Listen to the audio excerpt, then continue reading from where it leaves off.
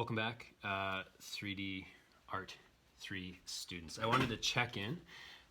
So you've been working on your mask for a few days now, and ideally you've modeled the main features of your face. And I just wanted to check in and kind of point to a few things that I've been working on my mask that I think might be helpful to think about. Okay, so first of all, as you can see, I'm gonna maybe do a zoom in here. I've been working on my topic of fatherhood, and so I've included this tree branch with the four birds that are symbolizing kind of the male mentors, father figures in my life, and so that's where I'm at. And so I wanted to talk about kind of what I was thinking about as I was working on this construction. So first of all, the clay at this point, it's not quite leather hard, right? It's kind of past the stage of being perfectly malleable and soft and wet. It's getting to leather hard, which is good. It's starting to set up.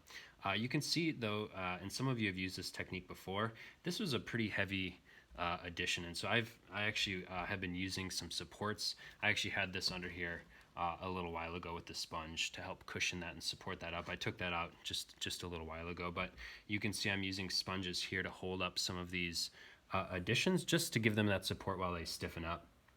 Obviously when this gets stiff enough, I can take out the sponges. I do like to use sponges because they have some give to them, right? Obviously, you know, we can't each use 20 sponges, we'll run out, but maybe if I use a support of some sort and then one sponge, that'll help keep those there. Again, I'll probably do that for maybe a day or two, or until I feel that that's stiffened up and it's ready to take those supports out. Okay. The other thing that I think is really important at this stage of just about leather hard is that this is a great time to be thinking about surfaces, right? So the clay at this point can hold its form a little bit more. So when I start to smooth surfaces, if that's a surface that I want, it's going to really be more accepting of that gentle pressure, and I can really create some smooth surfaces. You'll also see that I altered the edge of the bottom of my mask. Not required, but I do think that really adds just a little bit more dynamic sort of nature to the mask if you're altering that backline even, thinking about even those little details, okay? The last thing I think is maybe the trickiest of timing-wise for these masks is understanding or planning when to take out your newspaper mold, all right?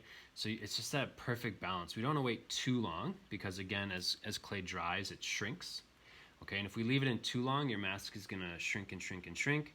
And if this is still in there and it's shrunk too much, you might damage or crack, especially the edges of your mask, if we leave this in too long.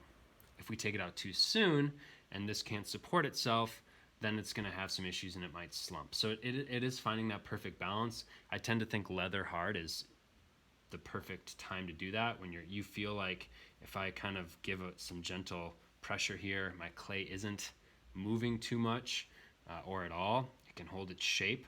That would be a good time to take this out. So I'm going to wait a little bit and I'll do one more demonstration video in a little bit that'll show you how to take that out and how we might want to continue to work on our clay masks as it works from leather hard into the bone dry stage.